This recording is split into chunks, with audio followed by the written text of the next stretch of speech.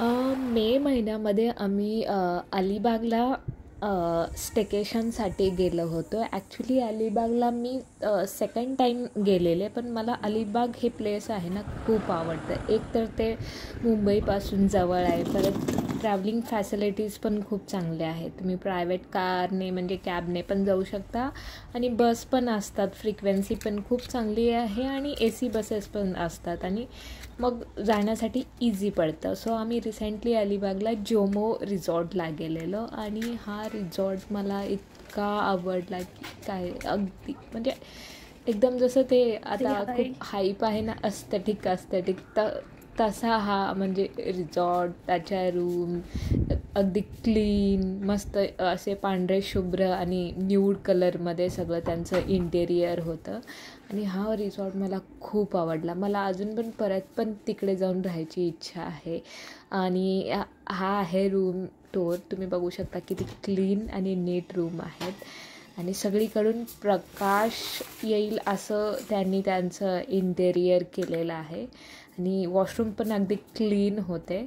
त्यामुळे स्वच्छतेसाठी आणि ग्रीनरी आणि बाकी सगळं हा अस्थेटिक रूम मेंटेन करण्यासाठी त्यांना 5 आउट ऑफ 5 मी देईन. परत त्यांनी त्यांची म्हणजे रूमच्या साईडला जे कॉटेज म्हणू शकतो आपण, त्यांच्या साईडला ग्रीनरी खूप त्यांनी मेंटेन केली आहेत. आंब्याच्या बागा आहेत आणि नारळाची पण खूप झाडे आहेत आणि पूल पण इतका मोठा होता आणि पूलच्या साईडनी पण खूप छान अशी ग्रीनरी आणि लायटिंग त्यांनी मेंटेन केली. आणि रात्री म्हणजे संध्याकाळी इतकी असा थंडगार हवा आणि पक्ष्याचा इतका छान आवाज येतो ना की म्हणजे आपल्याला काय हवं असतं जीवनामध्ये.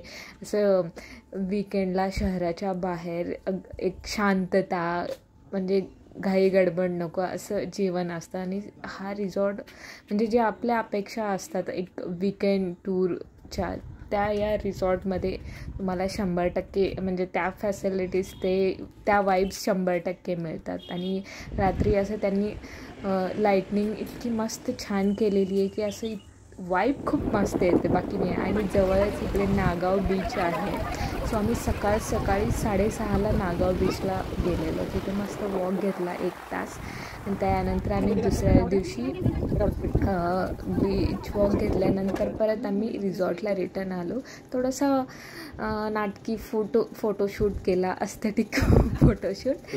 आणि त्यानंतर जेवण पण ते नॉनव्हेज फिश वगैरे आहे ते अगदी चुलीवर बनवलेलं असतं. घरगुती जेवण असं जेवण थोडंसं म्हणण्यापेक्षा बीट कॉस्टली आहे आणि चहा वगैरे इतका मला नाही आवडला. जेवण टेस्टी होतं पण कॉस्टली होतं. आणि ह्या जे कॉटेज आहेत सेपरेट त्यांचं म्हणजे झाडांनी असं कॉटेजच्या साईडनी प्रायव्हसी त्यांनी प्रत्येक कॉटेजची मेंटेन केलेली आहे. आणि ते खूप असे कॉटेज नाही आहे म्हणजे खूप गर्दी प्रायव्हसी राहणार नाही असं नाही आहे. 4-5 कॉटेज आहेत. खूप मोठा प्रॉपर्टी आहे. ग्रीनरी खूप अशी मेंटेन केलेली आहे. अशी प्रायव्हसी वगैरेचा काही इश्यू नाही आहे. आणि पण हा रिसॉर्ट वर्सोली बीच जवळ होतो. सो आपण संध्याकाळी वर्सोली बीचला पण गेलेलो. सुंदर हवा असते संध्याकाळी. काय